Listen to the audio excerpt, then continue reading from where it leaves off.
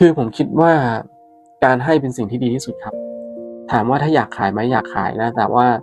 ขายอะมันขายได้แค่ครั้งเดียวไงเพื่อน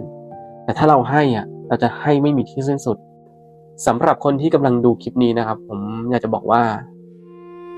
ขอขอบคุณมากๆที่ดูจนจบนะครับผมก็อยากจะให้คุณเนี่ยใช้วิจารณญาณนะครับในการรับชมแต่ดูจนจบเนี่ยผมเชื่อเลยว่าคุณ อาจจะถูกใจหรือถูกชะตากับผมแล้วถ้าคุณอยากจะปรึกษาอยากจะพูดคุยก็สามารถคอมเมนต์เข้ามาได้ทักเข้ามาได้ทุกช่องทางเหมือนกันนะครับแล้วก็ขอขอบคุณมากนะครับที่ติดตามนะครับที่เป็นกำลังใจให้ที่กดหัวใจกดแชร์กดไลค์